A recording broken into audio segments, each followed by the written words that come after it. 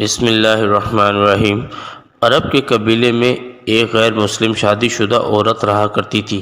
اس کا شوہر بہت بڑا بزنس مین تھا۔ ایک مرتبہ اس نے سنا کہ ملک عربی یعنی مکے میں اللہ کے آخری نبی جو اللہ کے محبوب نبی ہیں، ان پر ایک سورہ نازل ہوئی جس کا نام سورہ فاتحہ، جس میں ہر بیماری سے شفا موجود ہے۔ وہ جس پر بھی دم کی جاتی ہے یا پڑھ کر پھونکی جاتی ہے وہ انسان اچھا ہو جاتا ہے، یہاں تک کہ اس میں بے شمار برکات ہیں۔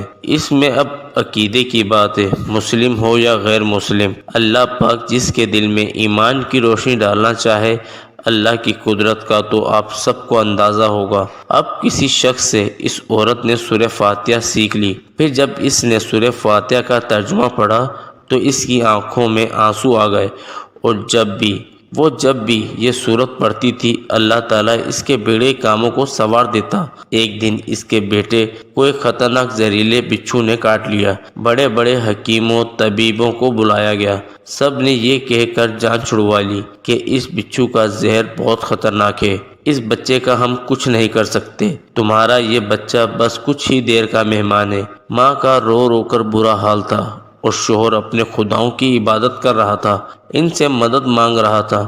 پھر جب کوئی حل نہیں نکلا تو اس عورت کو یاد آیا کہ سورہ فاتحہ کے بارے میں اس نے پڑھا ہے کہ اس میں ہر بیماری سے شفا ہے۔ اس کے دل میں خیال آیا کہ اگر میں اسے پڑھ کر اپنے بچے پر دم کروں تو کیا میرا بچہ ٹھیک ہو جائے گا؟ کیونکہ اللہ تعالیٰ نے اس عورت کو ایمان کی طرف لانا تھا، اس کے دل میں اسلام کی محبت مزید پیدا کرنی تھی، تو اس کی زبان میں تاثیر دے دی۔ جب اس نے اس سورت کو پڑھ کر اس جگہ پر دم کیا جہاں بچھو نے کاٹا تھا تو اس کا لڑکا اٹھ کر بیٹھ گیا، اور جب اس نے سورہ فاتحہ کو پانی پر دم کر کے پلایا تو وہ اٹھ کر ایسا کھڑا ہوا جیسے کسی بچھو نے کبھی کاٹا ہی نہیں تھا۔ اس کا شوہر دوڑتا ہوا اس کے پاس آیا اور کہنے لگا، کسی طبیب نے اور کسی حکیم نے اسے ٹھیک نہیں کیا، تو تم نے ایسا کیا عمل کیا جو یہ بچہ ٹھیک ہو گیا؟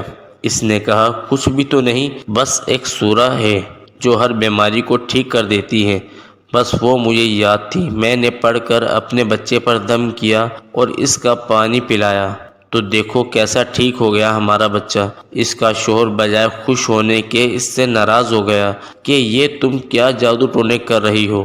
اس کی بیوی کہنے لگی، زندہ صحیح سلامت ہے ہمارا بچہ، ورنہ ہم سے بچھڑنے والا تھا۔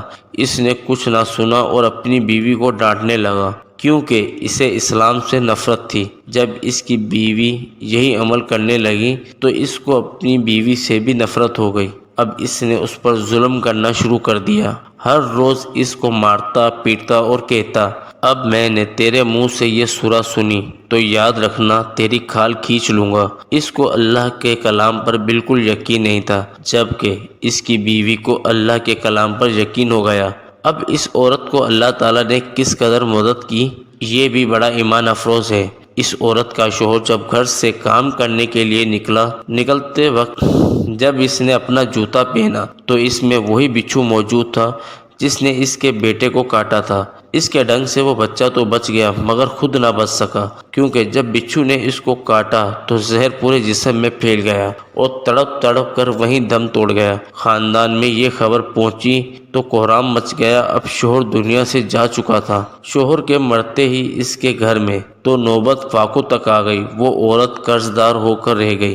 وہ بہت پریشان تھی، دل میں پھر وہی بات آئی، میں سورہ فاتحہ کا ورد کرتی ہوں، کیا پتہ میری پریشانی بھی دور ہو جائے۔